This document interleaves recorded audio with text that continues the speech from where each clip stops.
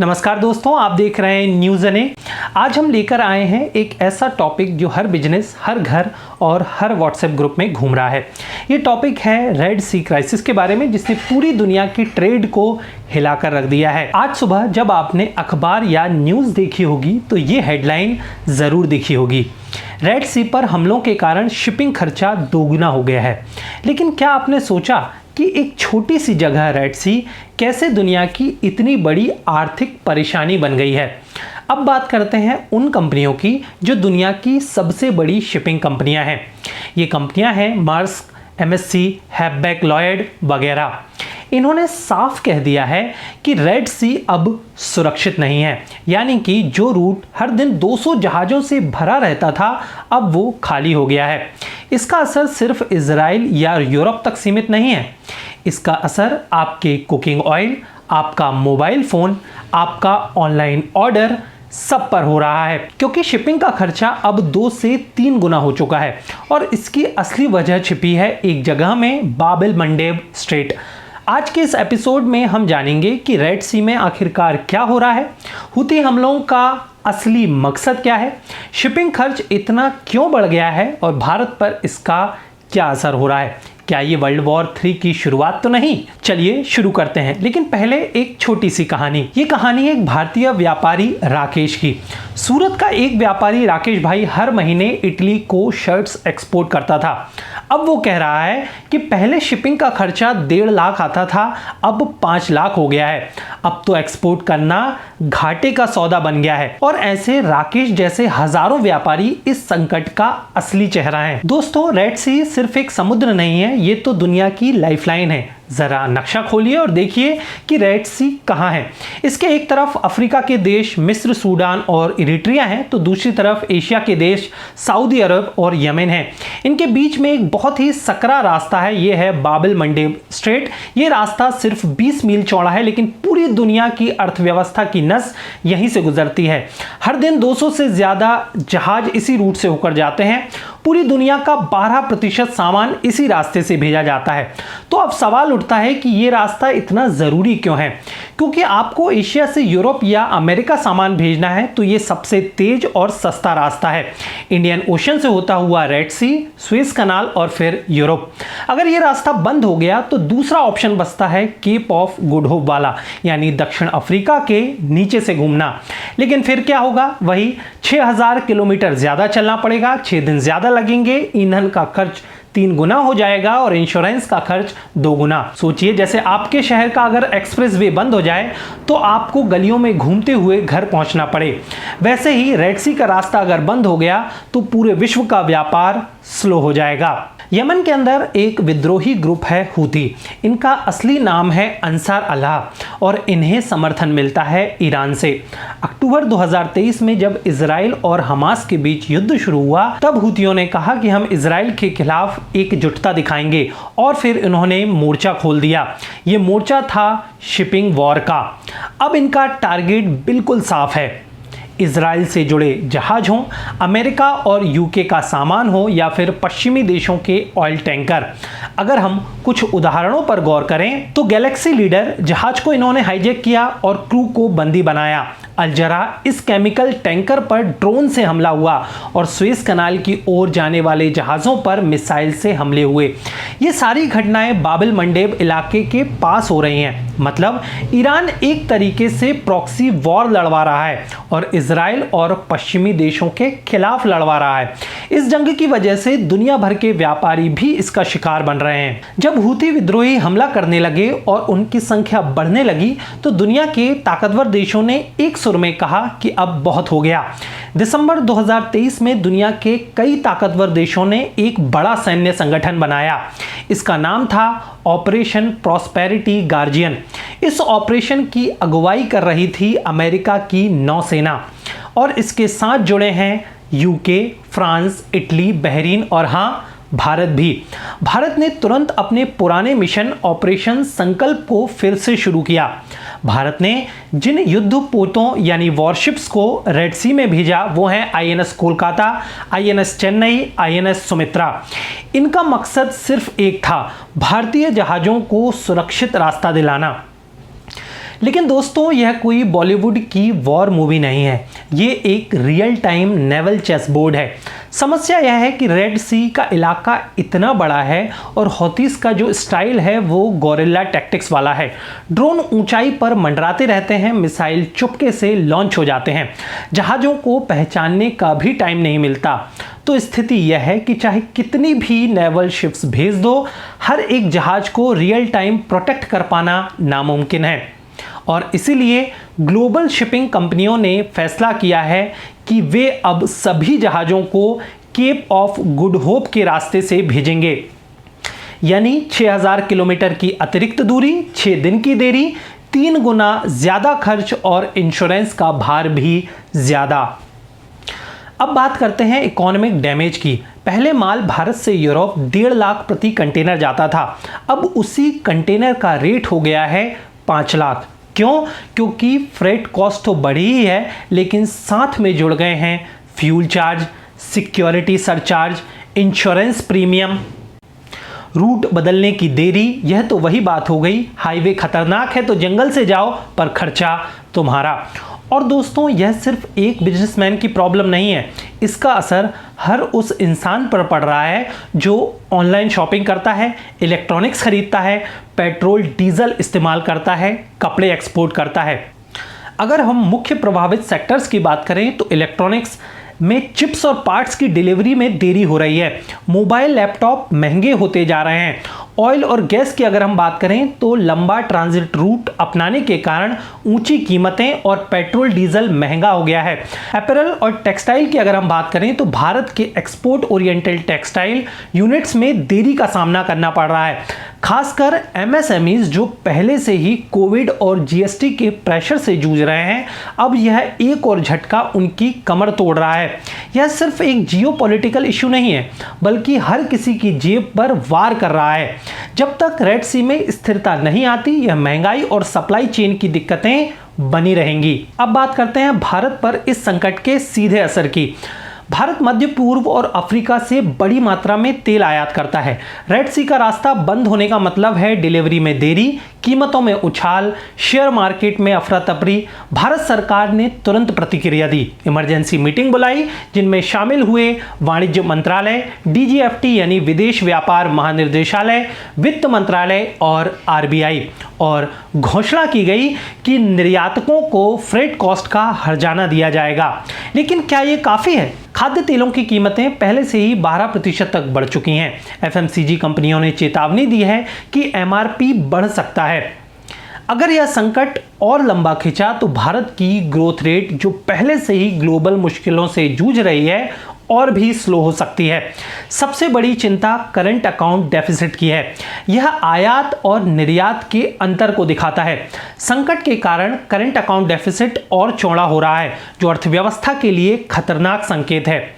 सरकार ने तुरंत कदम उठाए तो हैं, लेकिन यह संकट अभी टला नहीं है। अगर रेड सी में हालात नहीं सुधरे तो महंगाई, निर्यात में गिरावट और करंट अकाउंट डेफिसिट का जो बोझ है वो आम आदमी की जेब पर पड़ेगा। दोस्तों, अब समझते हैं कि ये रेड सी का संकट आपके घर के बजट को कैसे डाउन कर रहा है।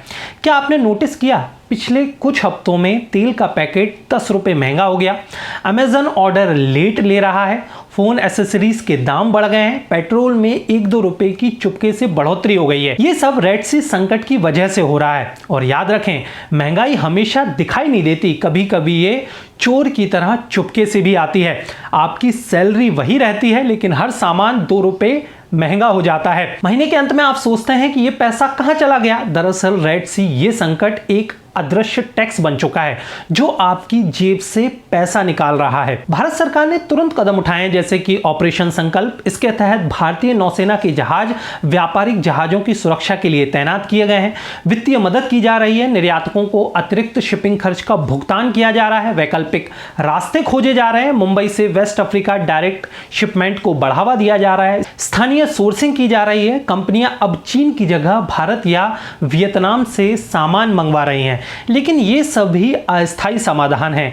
असली समाधान तभी मिलेगा जब ये संकट खत्म हो जाएगा, या फिर भारत अपनी लॉजिस्टिक्स क्षमता को मजबूत करेगा, जैसे कि बड़े जहाज, Bharat Africa direct shipping root को अपनाएगा, तेज कस्टम क्लियरेंस को देगा? सीधी बात तो यह है, जब तक ये समस्या पूरी तरह ठीक नहीं हो जाती तब तक हमें थोड़ी महंगाई के साथ जीना होगा। सरकार कोशिश कर रही है, लेकिन हमें भी अपने खर्चे समझदारी के साथ करने होंगे। दोस्तों, रेड सी का संकट सिर्फ एक शिपिंग की समस्या नहीं है, ये एक वैश्विक आर्थिक भूकंप है जिसकी चपेट में पूरी दुनिया आ रही है। हो क्या रहा है कि शेयर मार्केट में उथल पुथल मची हुई है, यूरोप और अमेरिका में महंगाई बढ़ रही है, कच्चे तेल की कीमत $10 प्रति बैरल बढ़ चुकी है, एशिया भर में फैक्ट्री ऑर्डर में देरी हो रही है।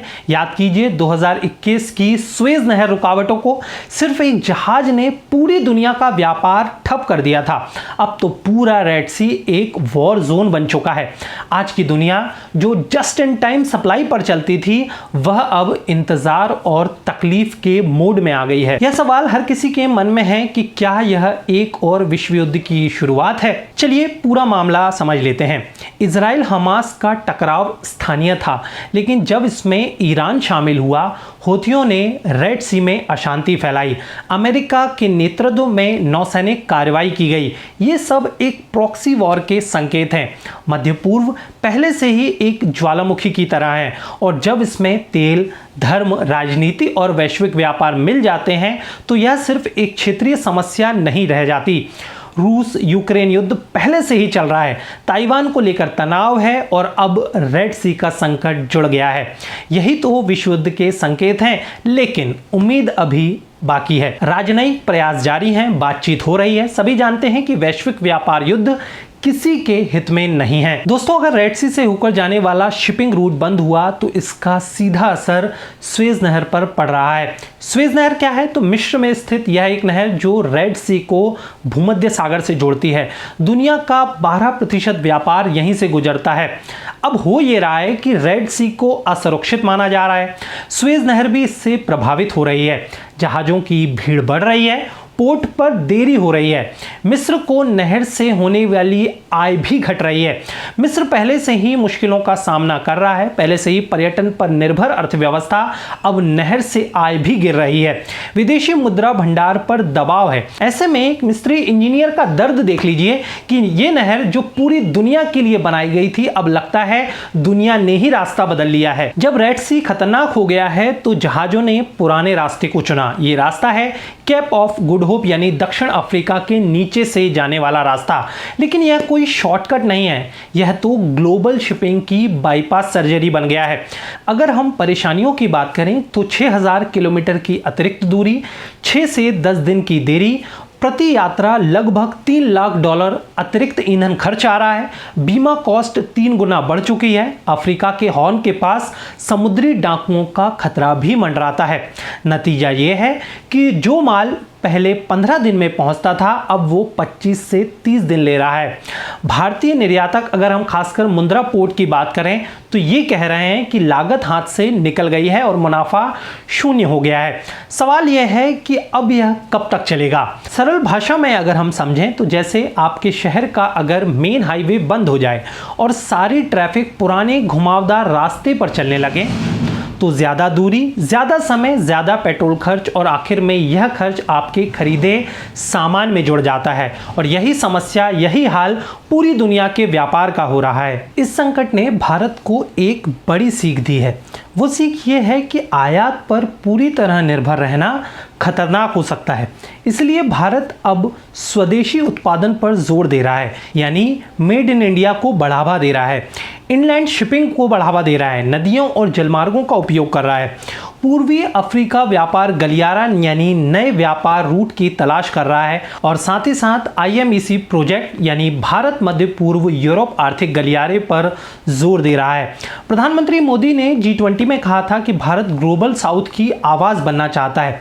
रेड सी संकट ने इसकी जरूरत और बढ़ा दी है। आत्मनिर्भर भारत अब सिर्फ उत्पादन तक सीमित नहीं है, अब लॉजिस्टिक्स, सप्लाई चेन और समुद्री सुरक्षा भी इसका हिस्सा बन चुके हैं। तो क्या बदलाव आ रहा है? अगर हम बदलावों की बात करें, मझगांव डॉक जैसे शिपयार्ड को नए ऑर्डर मिल रहे हैं, कोस्ट गार्ड में नई भर्तियां हो रही हैं, नौसेना को नए ड्रोन मिल रहे हैं। अगर हम सीख की बात करें तो अगर समुद्री मार्ग असुरक्षित है तो अर्थव्यवस्था भी असुरक्षित है। दोस्तों, जब पूरी दुनिया संकट से जूझ रही है तो चीन चुपके से अपना फायदा साध रहा है। चीन कर क्या रहा है? चीन अफ्रीका के पश्चिमी तट से अपने जहाज़ों का संचालन बढ़ा रहा है। सरकारी सब्सिडी का फायदा चीनी कार्गो कंपनियां घाटा सहन कर सकती हैं, लेकिन भारतीय एमएसएमई नहीं। रेड सी में सैन्य अड्डा अगर हम लोग देखें, जिबूती जो 2017 से सक्रिय है, निगरानी बढ़ाई जा रही है। चीन का मकसद समुद्री व्यापार में पश्चिमी देशों को चुनौती देना है, संकट के बीच भी अपना प्रभाव बढ़ाना है। भारत के लिए भी यह एक चेतावनी है। रणनीतिक जहाज़ों या जलमार्गों पर मौजूदगी जरूरी है। जैसे कोई बाढ़ आने पर समझदार लोग पहले से ही नावें तैयार कर लेते हैं, वैसे ही चीन ने पहले से ही अपने समुद्री रास्ते सुरक्षित कर लिए हैं।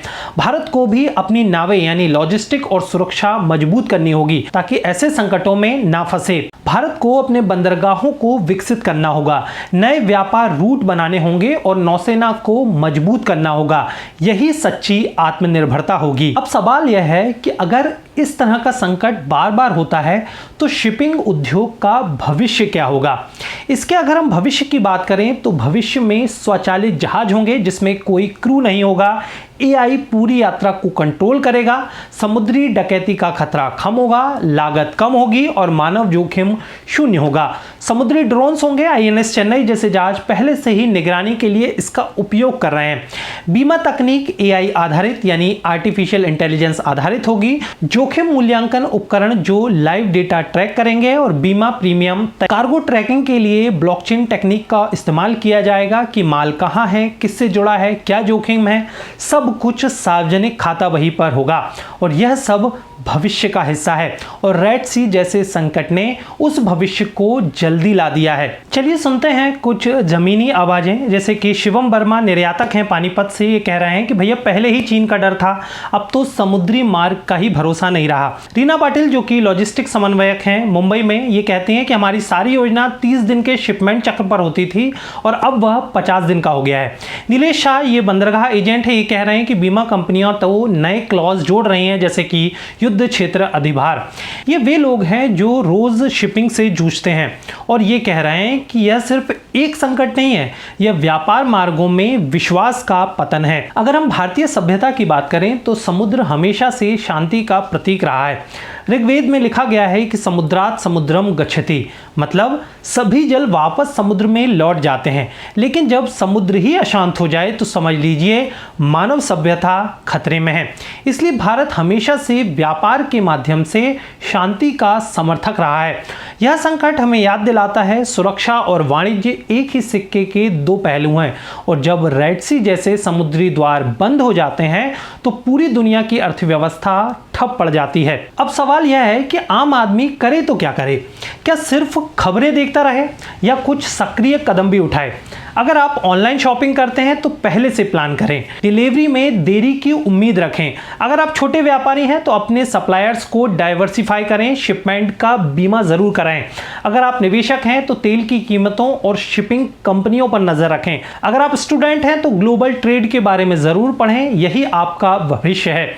यह सिर्फ एक रेड सी संकट नहीं है, यह एक वैश्विक जागृति है कि दुनिया अब सुरक्षित नहीं है। जैसे कोविड ने हमें स्वास्थ्य प्रणाली की कमियां दिखाई थी, वैसे ही रेड सी ने वैश्विक व्यापार की कमजोरियां दिखाई हैं। हमें नए विकल्प, नई बीमा प्रणालियां और नए समुद्री समझौतों की जरूरत होगी, लेकिन तब तक यह एक लंबी लड़ाई है। तो दोस्तों, यह था हमारा खास विश्लेषण रेड सी संकट। समझो, महसूस करो और सीखो। अगर आपको यह जानकारी उपयोगी लगी तो लाइक जरूर करें, शेयर करें अपने सभी दोस्तों के साथ। कमेंट में बताएं क्या आपने भी डिलीवरी में देरी या कीमतों में बढ़ोतरी महसूस की है। और हाँ, ऐसे ही जियोपॉलिटिकल विश्लेषण, आर्थिक समझ और छुपे सच को जानने के लिए न्यूज़ अनेक को सब्सक्राइब जरूर करें। जय हिंद। मिलते हैं अगले एपिसोड में तथ्यों के साथ, स्पष्टता के साथ, और तब तक के लिए सुरक्षित शिपिंग, सुरक्षित सोच। धन्यवाद।